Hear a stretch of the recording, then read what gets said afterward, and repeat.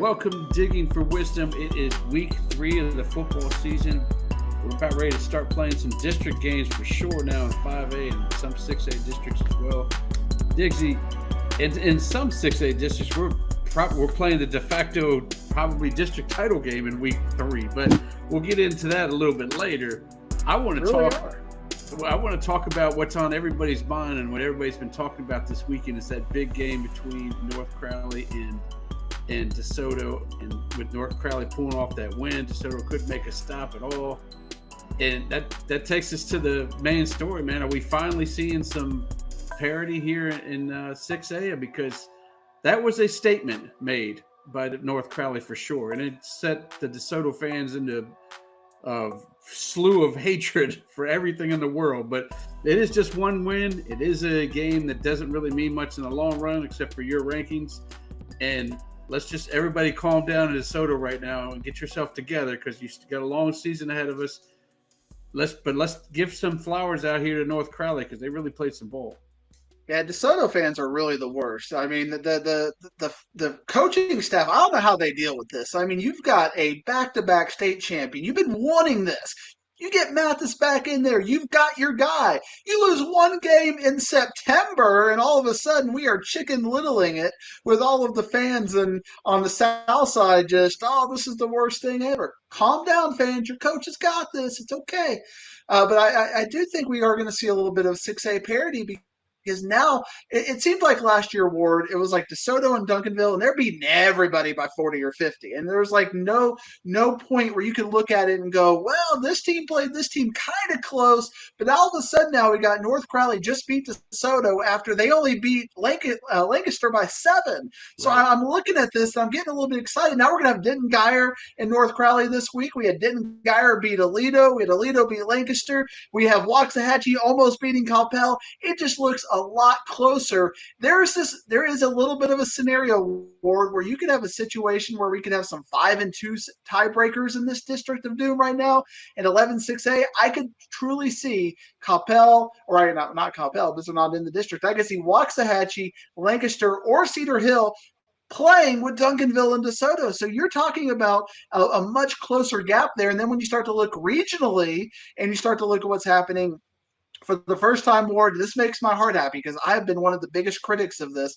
I think you're starting to see a little 6A parity. And then your Houston team, your North Shore, has a little bit of calibration now, because both those teams played South Oak Cliff. Well, North Shore played South Oak Cliff a lot better than Duncanville did on both sides of the ball. And then you look at what North Shore did. North Shore only beating Crowley by 2 touchdowns. It just all seems a lot closer than ever before, to where you can really start to break down the matchups and go, well, if this team could get 2 turnovers, they could maybe win. Or if this team could get a kickoff return, a special teams play, a block or something, and find something in the coaching scheme, you could start to see maybe 10, 15 teams really be competitive in the playoffs. And when we start getting to those regional semifinals and the regional finals, this makes my heart happy, Ward, because now it's not just put Duncanville and North Shore in the rematch, and then get DeSoto and South Lake Carroll as your guaranteed state semifinal. There are a lot of things that could happen now, and the Central Texas is playing really well and accounting for themselves well. We saw what Austin Westlake did to Prosper, and then what Prosper did to Rockwall Heath. That really lets you know what Austin Westlake did. Lake Travis with 2 impressive DFW area wins. We have 6A parity again, Ward. Hallelujah. You gotta love that. And going back to 11-6A, it was only like 2 weeks ago we had put tiers together for 6A, and we had Duncanville and DeSoto at the top, penciled in Cedar Hill at 3. I don't know.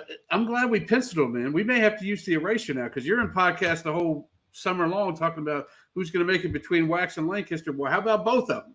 Who knows? How about both of them making it in Cedar Hill? As of this week, that's what I did. I dropped Cedar Hill to 5th in my rankings, and therefore, but I actually moved everybody up. So I've got like Cedar Hill like 12 or 13 in my rankings, and got all 5 of those teams in like your top 13.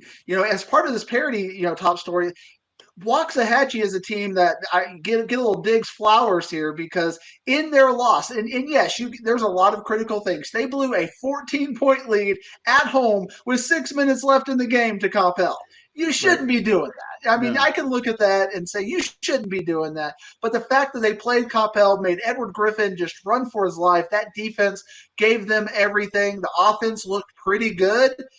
Had some flowers there, but again, Lancaster playing Alito and North Crowley, that 0-2 is not what it seems like. So I mean, they're right there in both of those games, and then you've got Cedar Hill just absolutely getting blown out by Allen and not playing competitively. That's what I didn't like about them. That's why I'd end up putting them number 5 right now in this district. But that shows you, because when it comes to matchups, we saw with DeSoto and North Crowley, DeSoto could not catch a cold when it came to running. I mean, both teams really had big rushing days. But I look at Cedar Hill and that offensive line. I look at what Lancaster can do with Isaiah Lee and what they did against North Crowley. I see situations now where Duncanville and DeSoto are both beatable, at least week 2, overreaction week 2. But it's exciting to see. 11-6A, I felt like I kind of put them down a little bit. I'm not saying I put them down, but I didn't like calling it the District of Doom the last 2 years. It was the District of the Top, but after that, it was 3-4 and 3-4 and then 5, and it was bad after that. 5 really good teams are in 11-6A award, and they're going to push each other to be competitive. It's not like what South Oak Cliff has to deal with. South Oak Cliff in 5A Division 2 is not going to have a game in district. That's why they're loading up right now. They're playing Longview this week, getting on the bus, heading out to East Texas. But in 6A, I think everybody's going to get pushed in District 11-6A. And it's wild because it's an exciting time to be alive. You look at that box score and you see Dalen Singleton with just 1 catch for -1 yards. I don't know if there's an injury or whatnot. And then North Crowley has just the 1 receiver, and they went to him all day long, and he still was making magnificent catch after magnificent catch. And then you take a look at his Twitter, Quentin Gibson, I'm talking about afterwards, and all of a sudden he's got 2, 3 scholarship offers after that game because everybody's eyes were there to see what was going to happen. Well, he's benefited the most. He's got 7 touchdowns in the first 2 games of the season. I'm not going to do any kind of math here, but if you go 16, you figure it out 7 times, whatever it is. He's going to have God knows how many touchdowns if it keeps up, but I know when to pull him out against L.D. Bell. I can do the math. 50. Yeah, 50 touchdowns. That's a lot of 16, it's 50. I'm glad you did the math. You have to rearrange the bobblehead season by week 12. If he's still on that pace by week 11, you're just gonna have to kick somebody out and say, "Quentin, come on in. We gotta get your head. We gotta do our digital imaging because you, sir, are a bobblehead guy with 32 touchdowns going to the playoffs. That's an if, folks. I don't want to hear. I want this clips to go viral and say Diggs said. Diggs didn't say anything. It's a big if. Exactly. A lot of people like to say Diggs said. I don't have any control. I got this shirt on. That's all they give me. I don't get any vote at the production meetings. He's got 2 logos on his head. He's got a hat and a shirt. That's who you got to talk to, folks. I got to cover the bald spot. You got those long, luscious locks. I got to cover the old bald spot up. So what can I do about that? Let's talk about the other game. The game that you were at was actually an exciting game. It was a come-from-behind game. But you talk a little bit about Byron Nelson and the Louisville game from last week. Byron Nelson's got one of those players that it's kind of been rare over the past couple of seasons to see somebody in 6A play both ways. But Leo Almanza, excuse me, and I went to South Lake Carroll, and they got Jack Van Dorsalier that's playing both ways as well. It's kind of rare to see a 6A team that's that quality playing both ways, but boy, did Leo really came up on top in that game. Yeah, Papa Almanza, as I like to call him, he's got Leo and Parker in there. He's got a senior and a junior. I think everybody at Byron Nelson should write him and his wife a thank you letter right now for giving them that gift to Byron Nelson, because those two and Grant Bizjack, I don't want to put any shine away from him. He is a fantastic quarterback, continuing that mold of Byron Nelson, really good quarterbacks.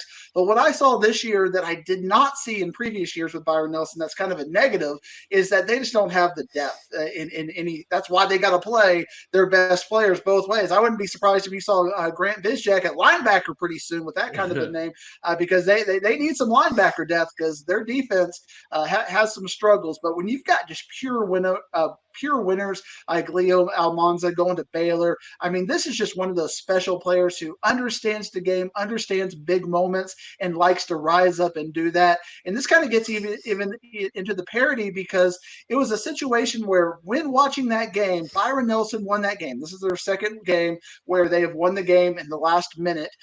After being down 2 scores at some point in the game.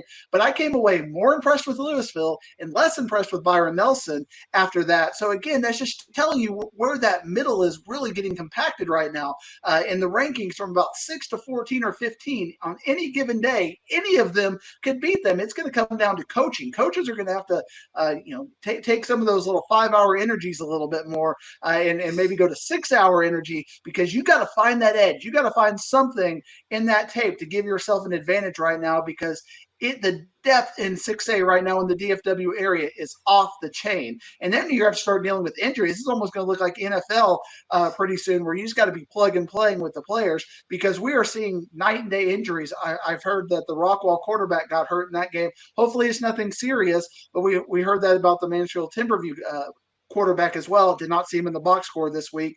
Injuries are going to be a big deal right now, and it always is in football, but it seems like even more now. High school injuries are becoming a little bit more prevalent, and it can really knock you down a peg when you have this much parity. You got to have everybody at full depth.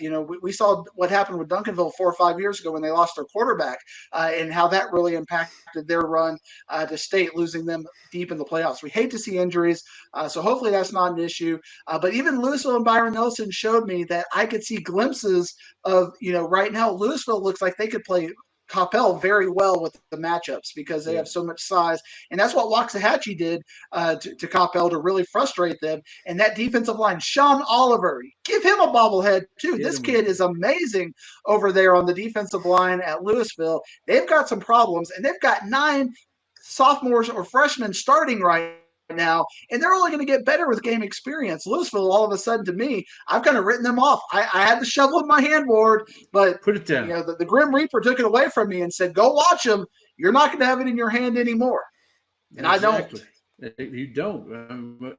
That's another one that we used the pencil on, not this pen, because we had them penciling at tier 3, but they very well could win that district as well because. Through first 2 games, Kevin Speary's not really, getting your flowers or anybody throwing stuff at him because he's kind of struggled here in the first 2 games for Denton Geyer. So maybe, and they got to play North Crowley this week. So who knows who's going to end up getting 5, 6A title? We can put 3 in the race now. We'd have maybe even be able to put 4 and 5 in there because the Flower Mound teams aren't doing so bad either. But I brought up flowers. I want to talk about your flowers. We talked about Wax, but give me another team that you may want to toss some flowers at for this week, and I think it's a team that we did a story on a couple weeks back. Arlington Sam Houston is one of those teams that, we're not going to talk much about them just because of who they are. This game is like they play Irving MacArthur this week. It's what I call the Burleson Centennial Bowl because Burleson Centennial and Joshua both played Irving MacArthur and Sam Houston this past week, and Joshua beat Irving MacArthur 28-0, but Burleson Centennial got pushed against Arlington Sam Houston. That was a little bit surprising to me. That game was 35-35 at halftime, 49-35 ended up being final. And I've heard a lot of good things. Joshua got a couple of transfer players. It looks like the bottom of 7-6A or 7-5A Division I doesn't look as strong right now. So that's prime for a team like Joshua to step up there. So this week when Sam Houston plays Irving MacArthur, I think we're going to get a little bit of calibration about Burleson Centennial and Joshua to know a little bit there. But I think after you did the story on them, Ward, you broke the curse. A lot of times your curse goes the bad way. Like, you get a star running back from like a Plano East hurt or something when you decide you're going to do a story on them. But you ended up reversing fortunes, and Arlington Sam Houston is looking like a team potentially. I raised them up to number 6. This is a team we were like, this is tier 3. Sam Houston, we talked about Haltom and Grand Prairie as being a tier above that. In their district, right? You raised them at 6 in their district. Okay, let's not get crazy. In their district. All now right. At 6, you're looking at, 1 or 2 things going your way. You could potentially get in the playoffs. If Arlington is a little bit down, maybe has an injury, if Lamar isn't what they thought they were, because Haltom just got manhandled this week against Mansfield Lake Ridge, and a little bit of flowers to Mansfield Lake Ridge. Anytime you break the streak, the losing streak, you get some flowers your way. We like that. Lake Ridge had they were 0-10 last year, so they're on the winning side of things again. Sam Houston, a little bit more than a year of losing. I think we had 29 losses or something like that. And they broke that. And now they played a really good ranked 5A Division I team competitively. Now they've got Irving MacArthur. I think that they are going to be a favorite to win that game. Arlington, Sam Houston, our Texans. Texas are Texas. You get some Diggs flowers today. You get some Diggs flowers. That graphic probably should be a blue bonnet, don't you think? Those kind of flowers really sit well here. I wish I had a producer who could do things like that. Brother, where's that guy? He's somewhere. Hey, there's a good part. There's always logos on his head. There's a good part, and then you got to match it up with the bad part, and that means the shovel got to come out. Who's getting close to getting dirt thrown on them from Diggsy? I talked about it last week. In fact, we had one of our first viral clips last week. They did not like it. It didn't Braswell when all of a sudden we're starting to throw some mud on, a little dirt on them. And then what happened? Northwest Dayton beat them. That kind of lets me know that if you can't be competitive with a team that I've got number 8 in their district, how are you going to be competitive with Louisville ISD? Because that's 4 strong. There's going to be a couple of good teams not make the playoffs in that district. And Braswell wants to think that, and this is all Alonzo. Alonzo is like my mortal enemy right now. He's like our Mortal Kombat. I just need to go and do a Mortal Kombat fatality and kick his heart out and just rip it out. It's a shame. I like Alonzo. I like his charisma. There's very few people in the high school football world that have charisma. You don't. I mean, you just sit there and read graphics or whatever. You don't have charisma. But Alonzo's got a little bit of charisma. So, I hate to see him do badly, but Braswell is there. And I actually got my first coaching pushback for my other shovel this week because the Name and Forest coach didn't like the fact that in week 2, I'm going ahead and writing some teams off. But what I'm seeing right now in Garland ISD is tears. And we had Rowlett just beat Roy City. We had Lakeview Centennial play competitively with Richland, play competitively with McKinney.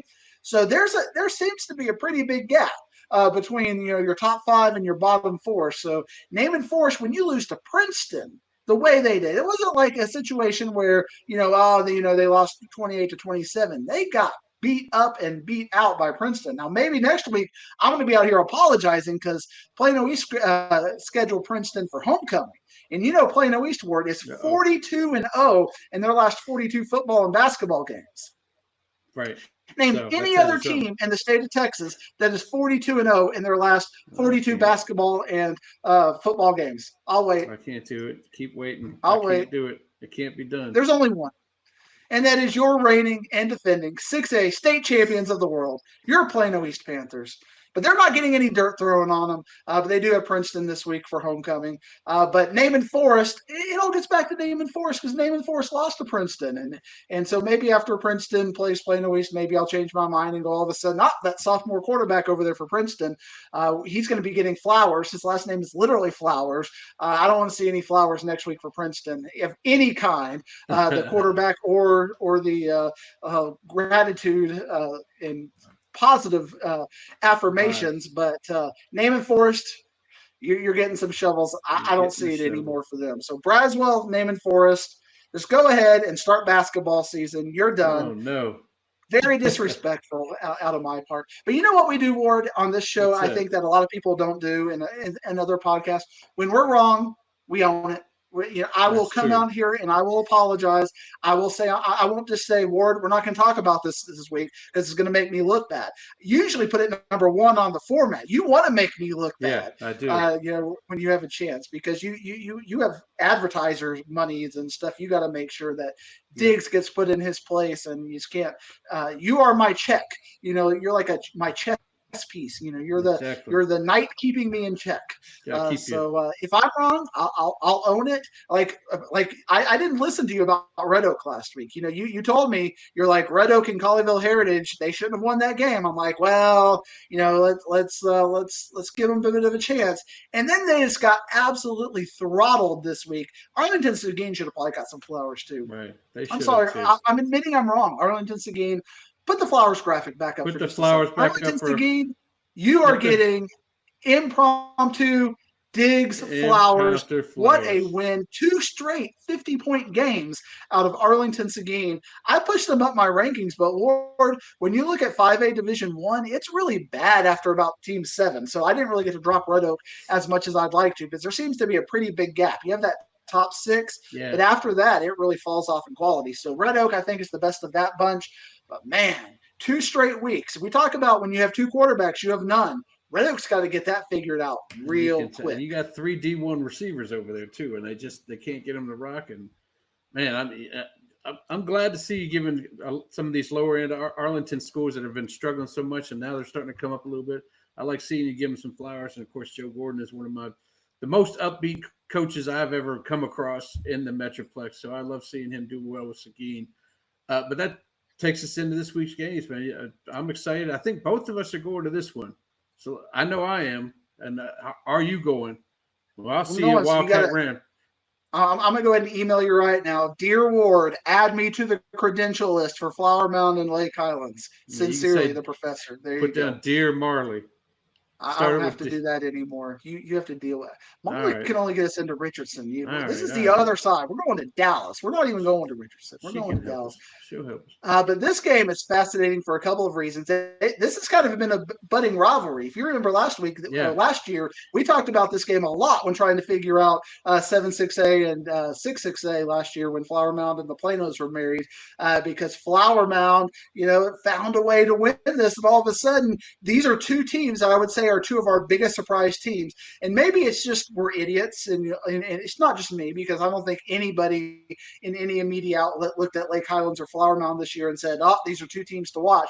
But here they are. You got Lake Highlands 1-1, even though their one loss was a really quality loss against Forney, and then you got Flower Mound 2-0, who just absolutely dismantled Wiley last week. Yeah, they did. The thing I don't like about Lake Highlands and really digging to the box scores, which is why I'm going to be happy in your Flower Mound house and picking Flower Mound this week, is Flower Mound really seems to have we know about that offensive line. The offensive line is really, really good. And now you've got a quarterback who can sling the ball around. You've got they threw it to 9 receivers last week, Ward. When you have that kind of receiver depth, that is phenomenal. But they've got a running back, Simpson, over there who can also run the ball and get really tough yardage right now. Lake Highlands still seems after 2 weeks that they can run the ball really well, but the passing game, they worked on it a little bit this week, but even then, it still wasn't really that good. They threw 2 interceptions against McKinney Boyd, and they just had really next to nothing or North Garland, I should say, next to nothing on the offensive side of the game. When you win 53-13 and still have a passing game that had under 100 yards, that's to me kind of big flashing warning signs. So I think Flower Mound is going to win this game, but I think Lake Highlands in that district is still really set up well for success. Fortunately, Flower Mound is in a really tough district right now to where you can go 3-0 in non-district and still be looking up at the lights at the end of the day with all those good teams in that district. I'm certainly looking forward to seeing Noah Spinks, who you mentioned about a little bit. 8 touchdowns, 2 picks so far. It looks like, and like you said, he's going. Although I didn't really need him to go to all these different receivers last week, I wish he would have just went to Cardi Massey the whole time since I had him in the fantasy points. But beggars can't be choosers. At least my boys got another win for my sons. They can be happy going to school and good vibes all over the place. But I'm looking forward to seeing this one. I want to see how that offense runs. You've mentioned several times on this show how you like Brian Basil and how he kind of handles what he has on his roster and gets the best out of him. And he's certainly doing it this year, at least offensively, and maybe he can turn that defense stuff around as well once we get in district play. But let's move on to our next game, which do you want? They shut out Wiley last week. They did shut out Wiley. Yeah, it was basically that game that cost me our fantasy pick'em championship streak going on. So I was still thinking about the Bowie deal, but yeah, you're right. He does have the defense figured out. He knows everything, and we're going to go undefeated. He's already got it. Week 1, he got the offense figured out. Week 2, he's got the defense figured out. We're probably going to see 3 special teams touchdowns this week against Lake Highlands, and then it's Flower Mound to state. That's all the way to state. Hey, parity in 6A. You don't know what's going to happen. All right, Skyline versus Crowley. What do you think about this one? Skyline was pretty competitive against Fort Bend Marshall when they came up here. I know they lost by a couple scores, but they have those track athletes, and they're hard to chase down all over the place. And if they were competitive, then Crowley definitely was competitive against North Shore because they only lost by 2 touchdowns to 1, almost the exact same score, to be honest with you. What do you think happens in this one? 28-14 on both. So that's basically what I'm asking you, Ward. You let me know the Houston calibration here. If I told you that Fort Bend Marshall beat Skyline 28-14, and I told you North Shore beat Crowley 28-14, what does that tell you about this game? It tells me Crowley's going to beat Skyline by 14 because North Shore definitely decimate Marshall they should win that game by 21. So that's what it tells me. So you would have North Shore over Fort Bend Marshall, yeah. Fort Bend Marshall by at least 21. Big. Yeah. At least 21. 21 is big for me. I don't make this. Yeah, so you just picked for me. Skyline, Skyline had a good win against North Forty, but I had a chance to see North Forty this week with their quarterback back in Legend Bay, who've made a big difference in that game. I think North Forty would have beat Skyline if they would have had him in the game and a couple of their defensive players. So they got North Forty got some things figured out. Skyline is just the victim of that district in the depth. I really wanted to see Skyline maybe go to the Garland district. I think they would have had a really good chance to win that district if they were over there and put the Wileys somewhere else. But I think Crowley, even in Crowley's loss against Galena Park North Shore, they still showed some offensive consistency, which is something we did not see at all from South Oak Cliff in that game. So I think Crowley is going to beat Skyline by at least 3 scores. And I think Crowley is going to start to justify a kind of a fairly high ranking. I'm not saying, again, we talked about parity. I don't know if Crowley is quite up to that North Crowley level, but in a rivalry game, as you see in Louisville ISD, some crazy things can happen on the Thursday nights in week 11. Crazy things can happen. I'm not saying Crowley's going to beat North Crowley, but could be interesting. And I was all over Crowley last year for their defense and how they didn't play it. And to hold North Shore to 28, it sounds weird saying to hold a team to 4 touchdowns. That's telling me they played some pretty good defense in that game as well. So we'll see what happens in that one, but I would pick Crowley as well. This is one that you were thinking about going to, but then you said, man, I've already seen Emerson. I can't be seeing teams twice. That's crazy. I'll see Plano East 10 times and only 10 times. Oh, sorry. Where did that come from? I apologize. Coach B, I didn't mean that. I'm just trying to get under my man's skin. But anyway, Emerson against Walnut Grove, before you go back on that Pesh stuff, talk to me what you think about this one, because, again, Emerson had – 42-0, and you're like, they ain't getting game 11. In fairness, there are 2 Prosper teams in their district that can have big impact on that. But we'll talk about the third Prosper team at this point. This is a crazy situation where I feel like there's one of these games every year where you've got a team that is like putting up video game numbers, and then all of a sudden, kind of like, even with Euless Trinity, they're putting up video game numbers, and all of a sudden they play a really good defense, and it's like hitting a wall. It's like all of a sudden, like Melissa last year was probably that team. They were putting up 50, 60 points a game. All of a sudden they get Lovejoy, it's just nothing. And then Lovejoy was putting up video game numbers, and they hit South Oak Cliff, and it's just nothing. And Frisco Emerson, Agape Lawrence is just the truth when it comes to that. He kind of reminds me of Nikita Whitlock from 15 years ago of Wiley. It's just, he doesn't have the numbers as far as the height and the weight or whatnot. The measurements that people like to see. But on the field, he is just, instantly you look at him, and every play he is making a big difference in this. Frisco Emerson kind of tapped into the Reedy magic. The Reedy Magic Bowl that I know you like to keep away from Frisco Reedy this year. But, blocked punt, kickoff return, they were doing everything in that game. Walnut Grove, Haynes Hackney, the freshman, we're talking about a kid my kid's age, going out there, putting up video game numbers for Walnut Grove. They beat, Newman Smith, and all of a sudden we're writing off Newman Smith, but then Newman Smith beats Keller Fossil Ridge by 2 scores. Right. So I think Walnut Grove has got something. Frisco Emerson has no offense, but their defense is incredible. So this game, it's like you've got a team that's got middle to bad defense and amazing offense versus a team that's got amazing defense but probably average offense. But what will Frisco Emerson's offense look like against a defense that's not top tier? Because Reedy and McKinney's defenses are 2 of the top 5 in the area. Now all of a sudden they're going to kind of play a quote-unquote normal team. I'm fascinated about this game. Because I could theoretically see an upset if Frisco Emerson just can't move the ball on Walnut Grove, and if Walnut Grove's offense is playing at the high level that we think. But man, surely a freshman's not going to go into Kukendall Stadium and light up a Frisco Emerson team. I don't So I think got to go so. with Frisco Emerson on this game, but I don't have high confidence just because you got two. I don't know what we got with Walnut Grove right now, and they got to start off this gauntlet against Emerson.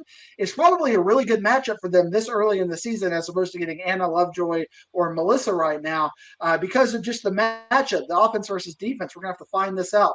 But I've just seen it too many times, Ward, where you've got this really good offense who plays a good defense, and all of a sudden you're just wondering, what do we ever see in them? It just might be good enough to beat bad defenses, but you're not going to see a bad defense tonight Right. or Thursday. Thursday, yeah. When you get stymied, what happens that first time you get stymied? The offensive plays have been working like this all the time. Don't work. You have something to fall back on or something to make work. So we'll have to see. And what about a shout out to Walnut Grove's running back Cam Newton? What a great football name. Cam Newton, does he wear crazy hats? We'll find out when we show up pregame 4 hours before the game. All right, talk to me about Argyle, Mansfield, Timberview. You said their quarterback was out, and that definitely showed last week when they really could not move the ball at all, and they threw 3 picks in that game and 2 safeties, and all sorts of stuff was going on against Denton Ryan, which is a very good defense. But they're taking on an Argyle squad. What do you think about this one? Yeah, Mansfield Timberview, this is the first time. I had them 3 when I started out with, and now I've got them number 5. So I've got them on the outside looking in. So, this is kind of a style points game for me because I think Argyle is going to be for everybody a big favorite in this game, but can Timberview do something offensively when they're not playing against an elite defense? Argyle has a good defense, but I wouldn't say they have an elite defense. So can Mansfield Timberview start to get something together, because that might manifest itself when they play Summit, when they play Colleyville Heritage. Colleyville Heritage is a team that I'm kind of trending down on because of the way Richland beat them.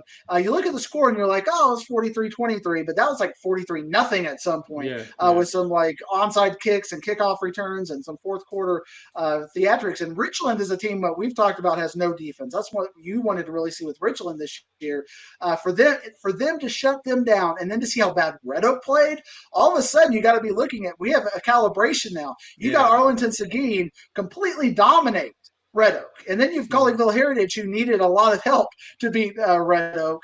That kind of says that maybe Arlington Seguin should be placed above Colleyville Heritage in that district. So all this district is to say that I want to see how this is going to play out with Mansfield Timberview. I think Argyle is a big favorite, but can Mansfield Timberview be competitive? If they can, I might slide them back into the playoff picture.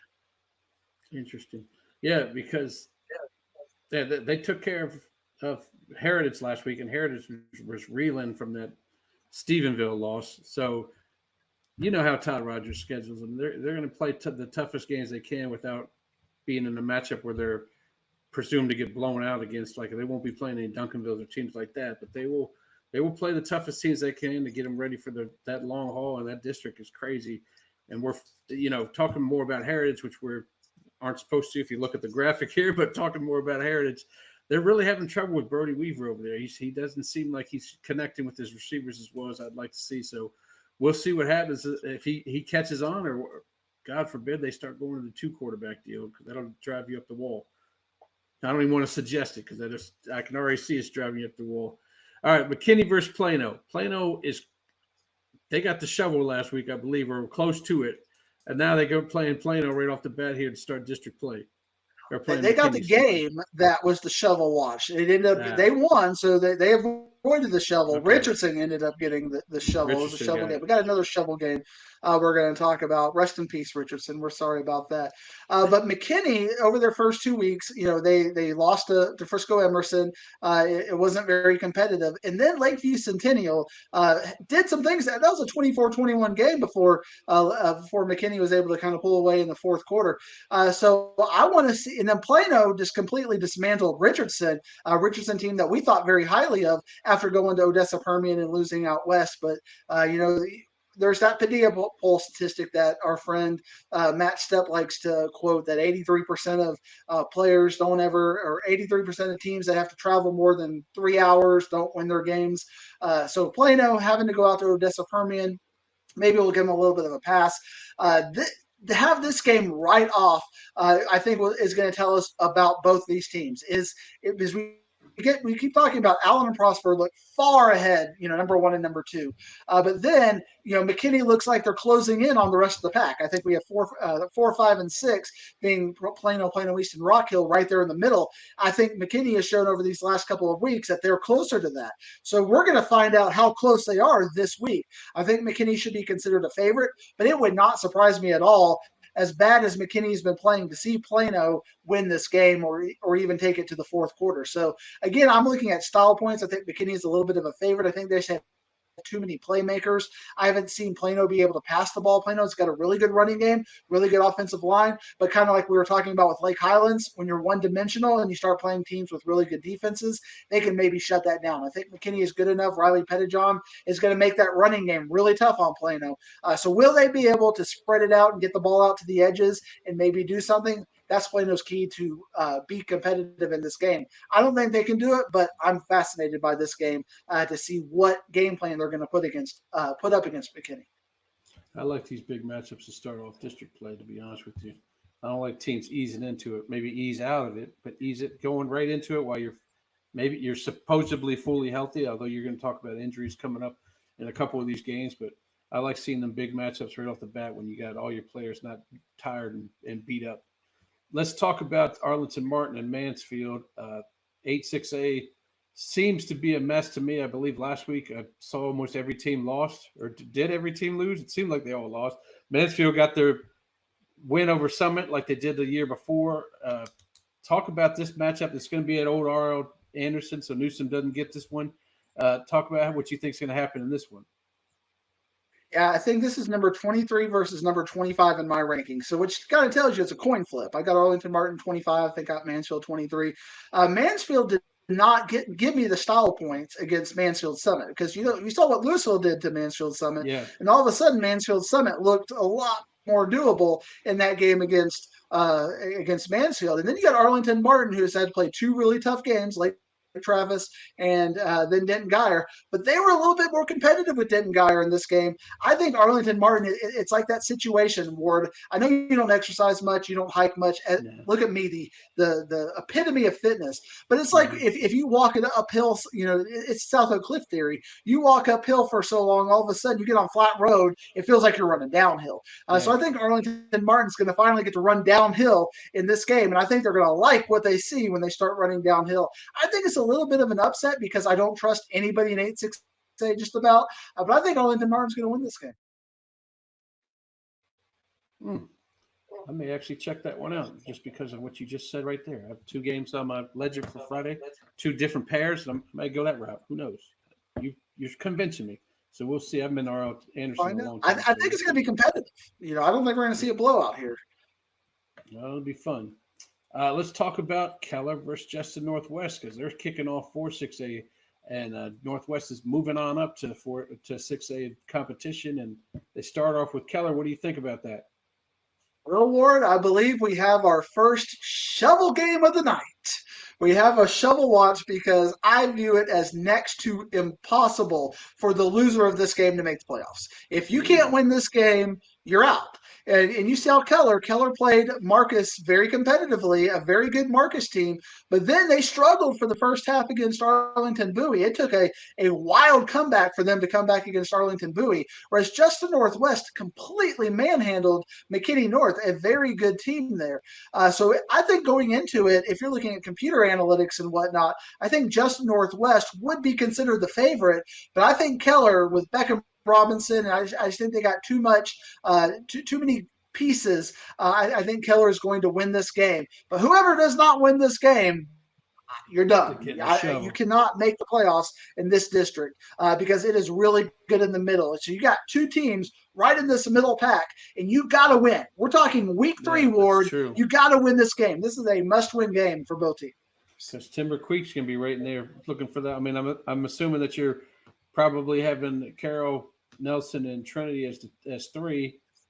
Timber Creek's right there waiting. By the way, did you see that catch that Timber Creek kid made I sent you? That was incredible. And then you got Northwest. Special.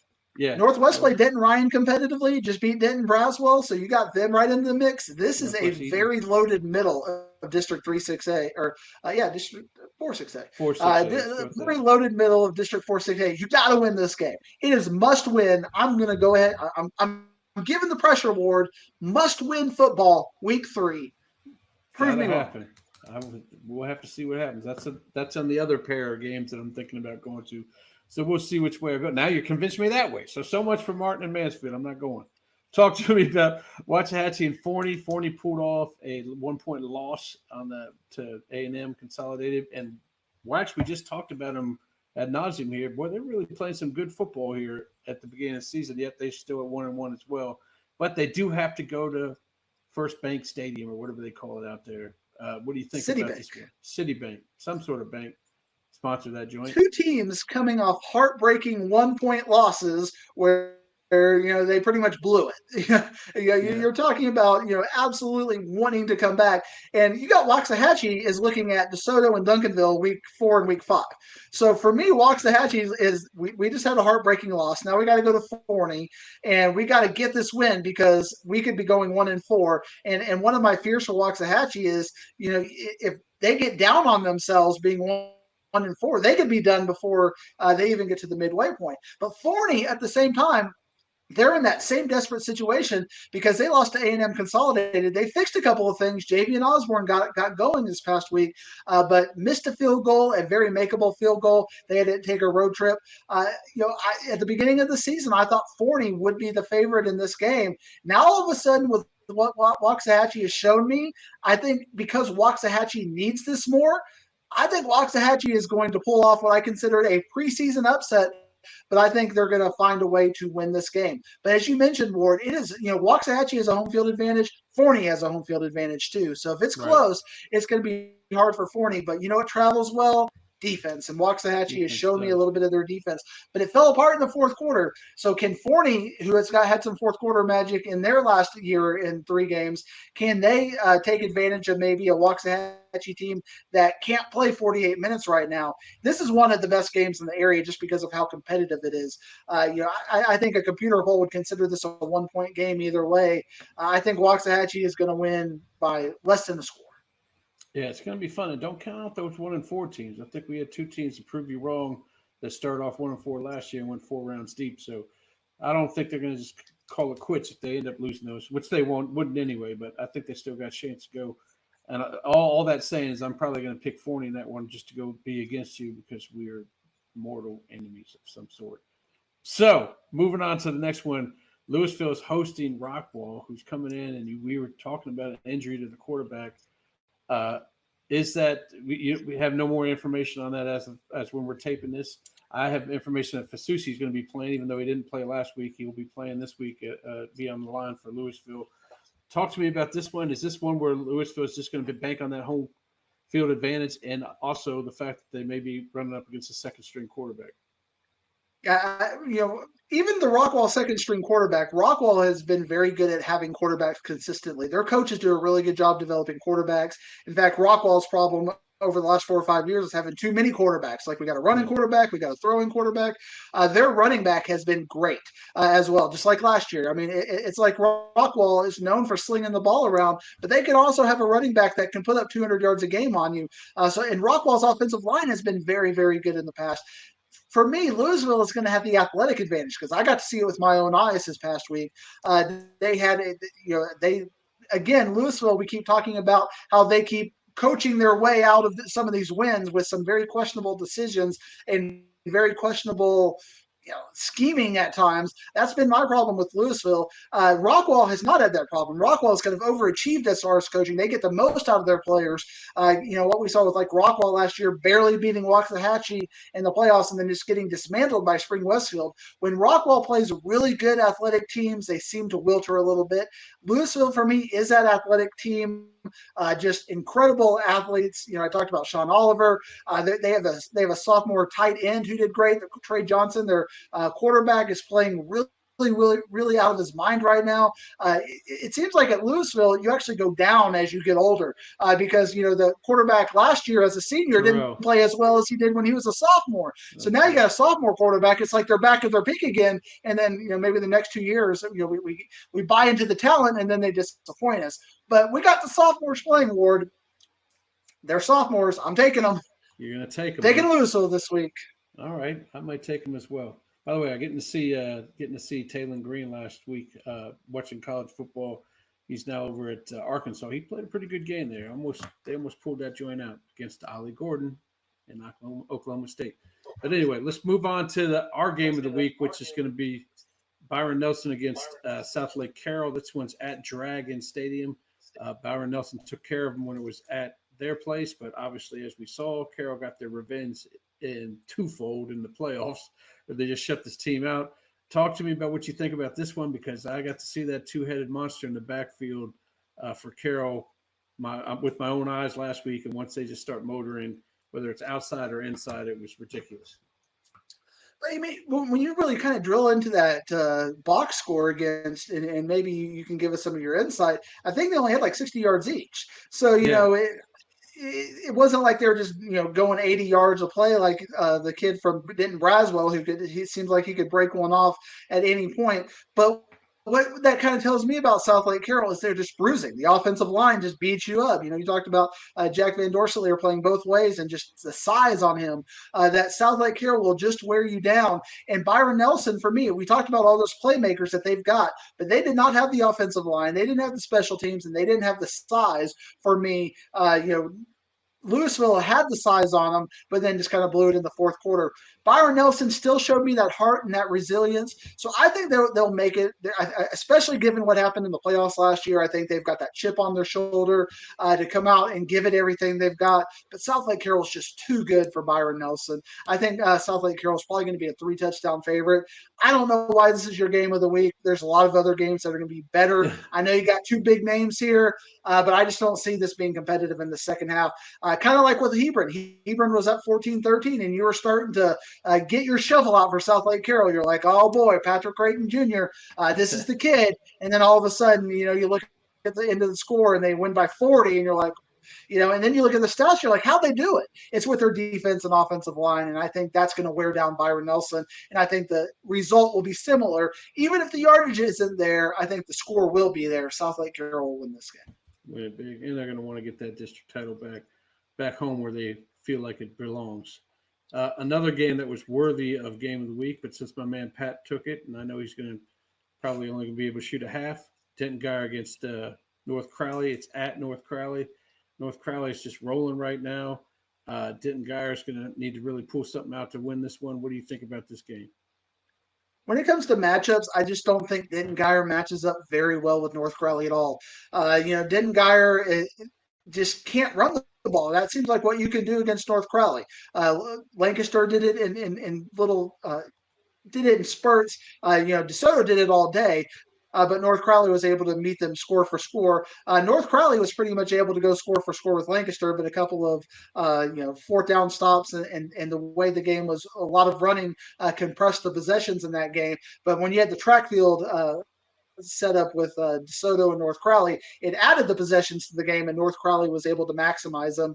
I could see this getting away from Denton Guyer. I could see this turning into a blowout real quickly, even more than the Lancaster game, just because I don't know that Denton Guyer can go score for score. Now, that being said, you've got an OU commit who, at least on paper, has the potential to keep them in this game. So Kevin Sperry is going to have to step up and give us the Kevin Sperry that OU and the recruiters see in him. If we see that version of him, I could see them maybe going score for score in this game, maybe being 49-35. But if they can't go score for score, it could get ugly. I got North Crowley, but I want to see how big. I think 21 is where I'll set it at. But I think Denton Guyer has the opportunity and the potential to make it closer. To make it a little closer. I got you. Let's talk about Lancaster and Hebron. This is, we talked about how Lancaster's put together a non-district schedule to get them ready for 11-6A. This is, if you looked at it before the season, this is the one that they had to get in district play and say, okay, we have something in the W column, and now I can feel good about that, and let's go play district ball. Hebron is a team that I saw personally that cannot go score for score with you. They don't seem like that kind of team. So if Lancaster get out quick and get some points, this thing could be over quick too. Yeah, South Oak Cliff. Go cut my South Oak Cliff metaphor, and let's just put it right here again. Talking about Lancaster is going to be running downhill in this game. I think Lancaster is going to win this game pretty handily. I think Hebron has an opportunity to go score for score, so I think we could get some points on the board. I just don't think they're going to be able to keep up as well as Lancaster does. I think Lancaster wins between 14 and 28. I'll be conservative. I'll take the 14 point point margin, but I can see Lancaster winning by a lot more. Gotcha. This next one looks like it's going to be a shootout, man. Pierce against Marcus. That looks like it's going to be a fun game. Teddy Ball game will be there for that one. I told him we can go any half you want. There's going to be points in every single quarter, I believe. Man, your boy Casa Grande, Presley Harper on one side. You got Nussmeyer. You got Kelakippi on the other side. Talk to me about who you think comes out on top in this one. What about Brock Golis? I love that name for a football player. On the defense. Brock, our guy over there at Marcus. And Marcus, really kind of found that offensive rhythm against Arlington this past week. Whereas we were looking at Keller and kind of looking at it like, wow, what's going on here? But Keller defensively showed that they got against Arlington Bowie that they at times can put the clamps down. So that's why I think Keller has a really good chance against Justin Northwest. I think Richardson Pierce is one. I think they're overmatched. I think Marcus has just got too much talent for them. Pierce is going to look good when they're playing Plano West. Pierce is going to look good when they're playing Wiley. But all of a sudden, you look at that, what Flower Mound did to Wiley, and then you kind of start calibrating and go, okay, Richardson, Pierce, and Wiley, that was a one-score game, and everybody's beating Plano West by 5 scores right now. I think Marcus is going to win this game, but I think bring your track shoes. Maybe we'll see 60 in this game, maybe a 63-42 kind of a game. But yeah, Teddy Ball game can shoot whatever half he wants because it will be highlights aplenty. Exactly. If he has trouble parking, you just figure it out. Go down to the Sonic and park and walk gingerly to the game. You'll still be all right. Now I'll give a shout out to a linebacker over at Marcus, Ryan San Miguel, who used to play soccer with my boys. We started up at quarterback until we saw Nussmeyer there, and he switched over to linebacker. I saw him making some plays there. He's more of a baseball kid anyway, but I like seeing him out there making some sacks. All right, let's talk about Sock and Longview. Sock ending their trail of, I don't even want to call it Trail of Tears, but their trail of tough matchups. They're heading out to Longview, right? They're heading out to East Texas to play this game. It should be another battle for them. They're going to try to find a way to get some points in there. So far, we got 12 on the year. I don't think they're ending the trail right now. I mean, this is going to give them quite a test as well. Longview is one of those teams that we don't have any real calibration on them because you look at what they did against Lufkin in week 1. That was like a 7-3 ugly game. Then they beat Marshall. Marshall is a team that beat Tyler High pretty handily. So what they did to Marshall in that game caught my attention for the first time with Longview. Like, okay, Longview showing a little bit of their resume. I think that South Oak Cliff just has too many athletes and too many returning parts. I know they're young at some areas, but there's a lot of returning moxie there. And after you play North Shore and Duncanville, Longview is a step below that. It's what we call South Oak Cliff theory, Ward, except now it's South Oak Cliff. I think South Oak Cliff is going to find a way to win an ugly 10-7 sort of game out in Longview. I think they get this one, and it kind of lets them know that they're back. But even if they lost a 10-7 game, I wouldn't be concerned. Now, if all of a sudden they lost like they did to North Shore, I'm going to be concerned about South Oak Cliff. Interesting. Yeah, they got to put some points up there too. You say 10-7. I like it to be 20-17 just to see that they can score. Let's move on to Cedar Hill versus Red Oak. I don't even know what you want me to say about Red Oak anymore. I'm so frustrated. But I will say this. The guy on the sideline saying we're trying to figure ourselves out at the quarterback position. So I'm going to let it be for a little while until we get into district play. But they need to figure themselves out because I can see these Division I receivers getting upset at some point if they can't get the ball that much.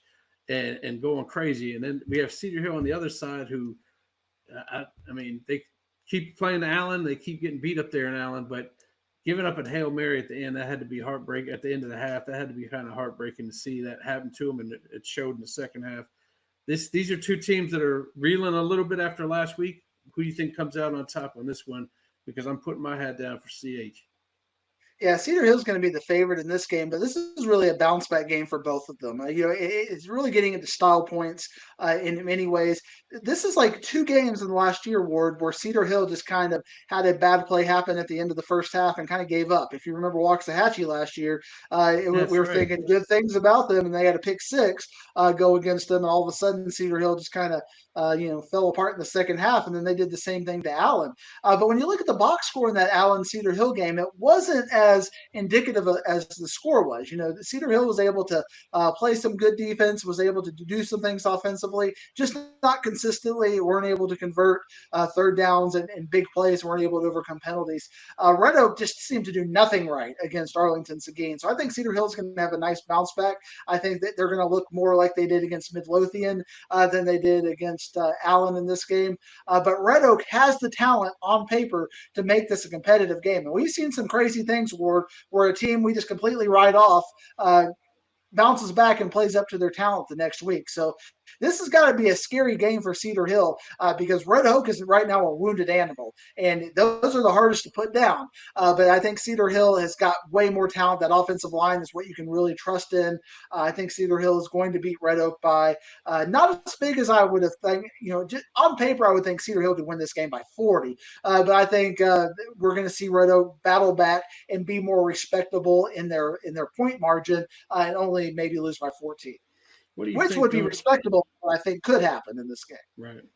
What do you think goes on in a coach's room like a Red Oak or something like that? Obviously, during the 2 weeks before the season started, they saw what they had at the quarterback position. Were they just going on hope, or was like, okay, we can teach you out of this, we can coach you out of this, and maybe we'll change the schemes up a little bit? And now we see in the first 2 weeks, they're really not hitting their guys that much as either one of them is hitting their guys. What do you do from this point on? Do you just kind of keep trying to scheme until you figure this thing out?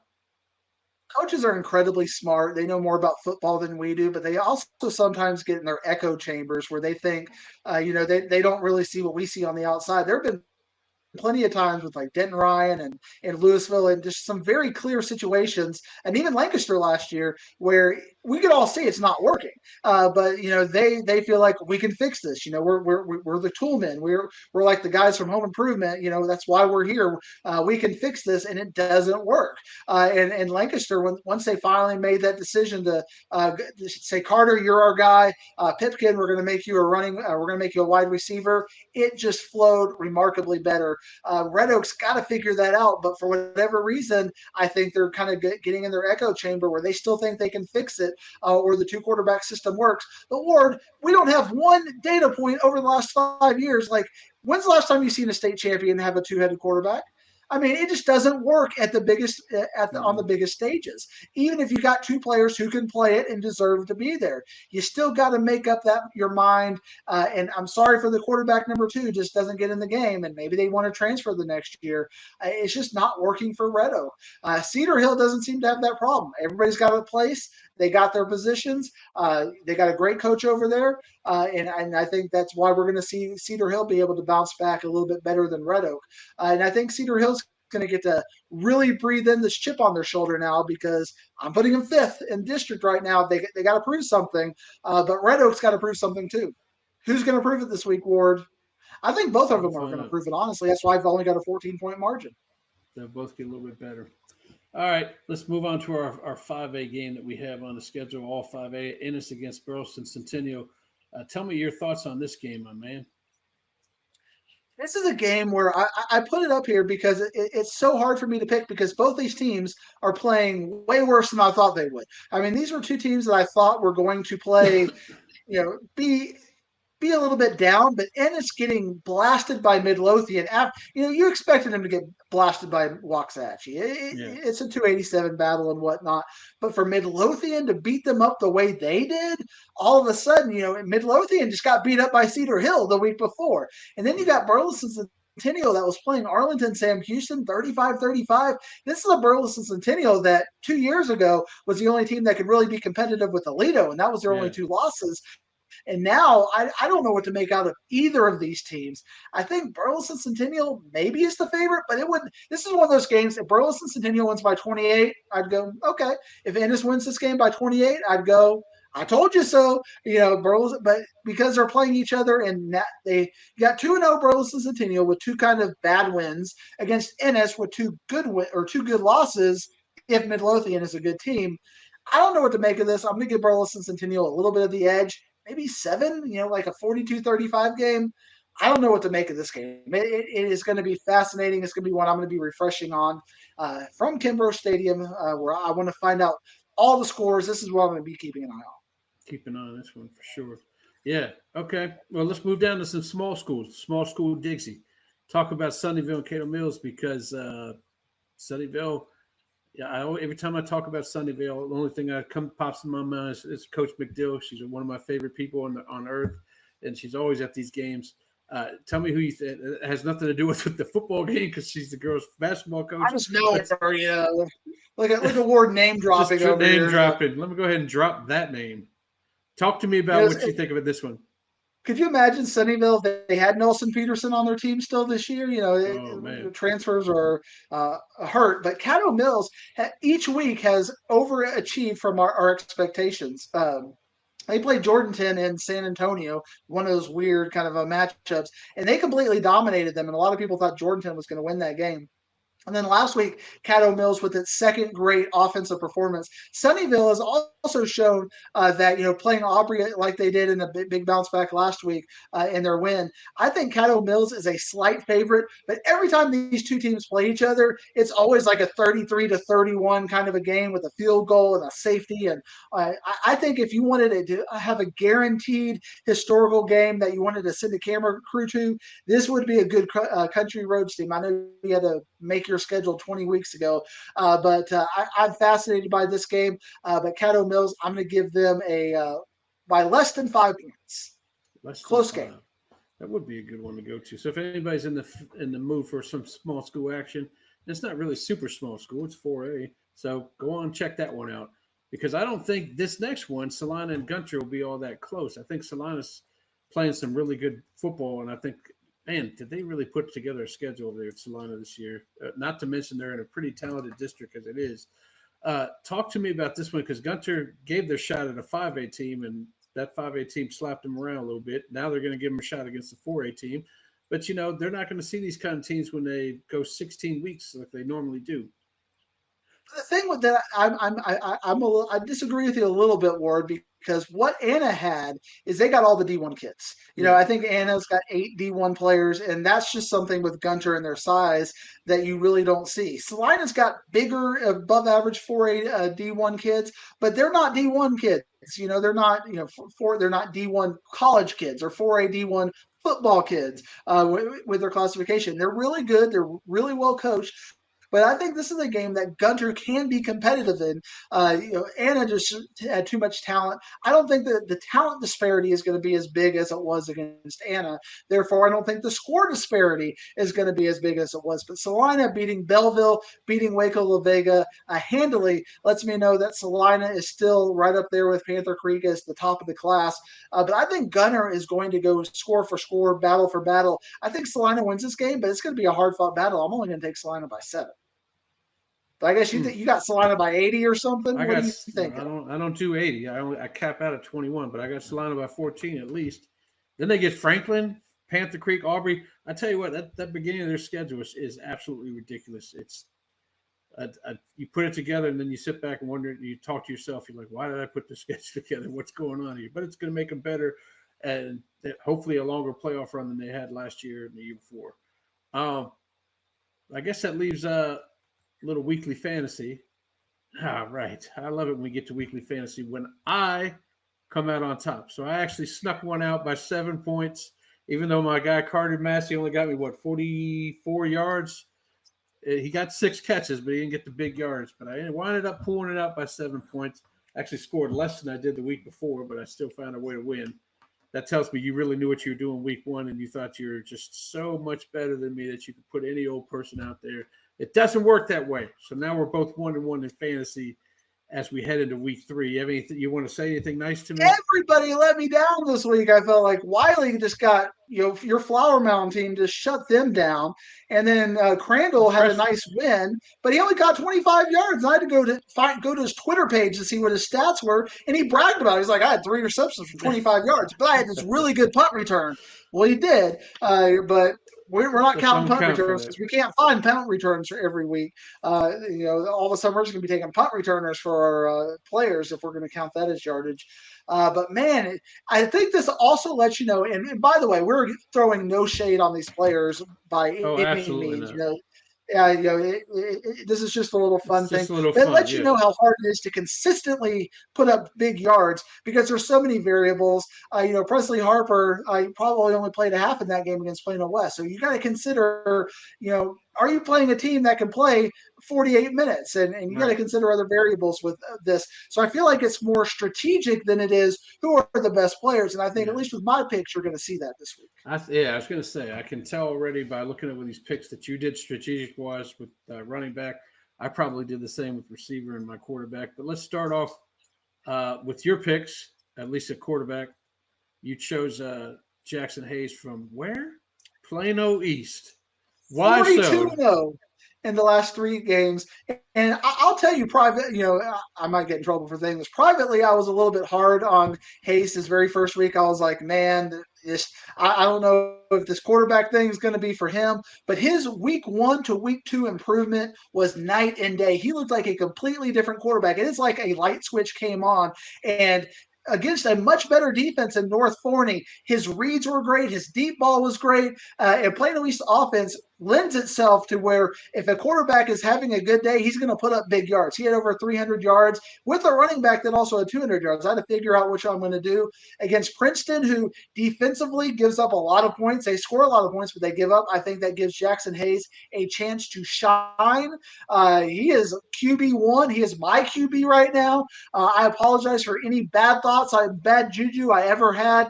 This kid is legit, and he looks like he has figured it out. I think Plano East is a better team because of that. And his weapons, he's got Chance Ables, who had a great day, Jackson Howard. So you got to have weapons. You can be good at quarterback. And he's a really good scrambler. He had a really good run against Royce City. And I thought, that's a dimension that Plano East didn't have with Drew, Drew is more of a pure drop back passer. Now you got him as a scrambler. I'm looking for a 300, 100 at least. I think he might overcome everything I had the last 2 weeks. Jackson Hayes, you are my quarterback this week, sir. You're looking for 400 points out of him. Oh, my goodness. Well, I'm looking for something similar out of my man Edward Griffin out of Capel because they're playing Bowie. We know Bowie gives up points, and I'm looking for both ways on this guy. I'm looking for him to throw for yards. I'm looking for him to run for yards. And I know some people might think it's too early to grab a player like this and play him in week 3, but I got to keep rolling with this winning streak I got of 1 game. I'm hoping my Commanders can get a 1-game winning streak at some point during the season, but I doubt it. So I'm looking for 150 yards running, 250 passing to match you guys up 400 each, and then we max out and go to our running backs, who you actually strategically picked, Jameer Wilson from Rockwell, because I think you're playing off the injury to the possible quarterback, and they may have to hand it to him all day long. And that seems to work out for them, when Rockwell has to do that, just like last year, several times their running back pulled them out of some bad situations. I think they're going to have to really lean on him, especially in a raucous environment that Louisville, the Fighting Farmers, can have at times. I think Jameer Wilson's going to have a big day, and he's also the number 1 rusher in the area, according to the Dallas Morning News, as it is. But then you put on the fact that you've got a really good team in Louisville, and they're going to need to lean on him. I think he's going to have a big day. Big day for him. And I'm going for another shootout type game, which is the Pierce-Marcus game. I'm going with Isaiah Kelakippi from Marcus. They're going to probably have to score in many different ways since Jakes now says it's going to be a 60-40. Yeah, I got to rest my arm for a little bit, so Kelakippi's going to get the ball a lot. I think he may get up over 100 as well, and that will keep me in the game here as we go on to wide receivers, who you have Emmanuel Choice over at Lancaster. Talk about that pick. he's had two really good games, and he's a high volume sort of a receiver where he's getting a lot of receptions as well. So I like when you're going to put the ball in his hands and let him break it. I think against Tebron, he's going to have a couple of big plays, and the fact that they're going to feed him and they've seen that Carter Jones seems to have a good rapport with him. That he's going to see the ball 10 to 12 times, and if all he needs is like three or four 30-yard plays or big or more, I think he has a really good chance to go big on Hebron. And even if it's a competitive game, or even if I'm wrong and Hebron, does beat them, I still think he's going to be targeted a lot in this game. And I didn't see anything in the Hebron secondary that makes me think that they're going to be able to shut him down. I think he's going to say, feed me. And I really like him to have a big game. Well, a guy I'm positive is going to be targeted a lot in the game is Quentin Gibson, because it's only showed me the first two games. I'm jumping on him now before we get into 3-6A, and he only has to play 2.5 to 3 quarters. I got to get him in here quickly. Heck, they played DeSoto like we talked about, scored 57 points, and he was the only receiver they threw to, or at least that completed passes to. He's proven it to me. He's going to prove it to me one more week before somebody tries to figure out how to stop him. Man, he's catching these balls in double teams, single teams, poorly thrown, beautifully thrown passes. He's making the plays. He's getting the yardage. So that's what I'm hoping that will get me the points to get me over. I have a feeling our game won't be in the 300s next week. I have a feeling we're going to be up in the 400 or 500s. We need to, like, we're supposed to be able to be the big guru podcasters, and we're playing in the 300s right now. There are individual running backs who could outscore us right now. So it's hard, and that's why I invite you, if you're doing this, throw it on Twitter. Just give us your 3 picks as well. Just show us your wisdom, because you made some good points. Picking Gibson now versus when they're playing Saginaw Boswell or Mansfield Lake Ridge. But at the same time, I feel like when I was looking at the box score of that, one of the areas for improvement that I think North Crowley's got to get their passing game straightened out. Yeah. So this might be a chance against Denton Geyer to work on their passing game, which is going to mean they're going to target him even more, because we saw their running game just 200-yard rushers against DeSoto. So I like that pick. But I like my pick too. But I think you have a good pick as well. So we're gonna have to find out who can perform for us this week, Wizzy. And I think out of these 6 players, we shouldn't have a problem finding their stats. You start picking Crandall, players from Bernie, all over the state of Texas. I don't know where we're going to find these from. Houston's just straight up giving up on their high school coverage. They got one guy, and they're definitely not giving any stats. So before you guys, if anybody does this, I don't think you do. If you all knock the Dallas Morning News, this is in the state of Texas. This is the best place to get your high school news, because they give you a box score of every game. They do consistent articles almost every single day on everything. You got everything you want up here in the Metroplex, and you're not just scrounging around looking for stuff and looking for North Shore stats, which you shouldn't have to do in Houston, but you do because it's not in the paper down there. Diggsy, this was fun. We're gonna everybody's pretty much, well, no, we got some 17 districts. I was going to say everybody's going to start district play next week, but now we got a couple more weeks of non-district play for a couple teams. The show, we're going to have, who we have this week? We got Tiger Riding coming in and get his bobblehead. We're going to do a story on Paris Episcopal. They've gotten to the point now where they've won 5 in a row. It's now the point where, are you excited about winning, or are you more relieved that you weren't the team that didn't win it? Because there's a different type of pressure when you start winning them over and over again. So we'll talk about that a little bit. And I believe my man Kenny Matthews is going to be talking about the recruits out of the North Texas area going to UT and how he thinks they're going to fit in down there. So you'll hear some more about Khalik for sure. So it'll be fun. Where are you going to be at this week, Diggs? Let me give you a little church ball wisdom, because Fort Worth All Saints barely beat Plano Prestonwood. So I think you might have some big school, private school parity at this point. We're talking about 6A parity earlier.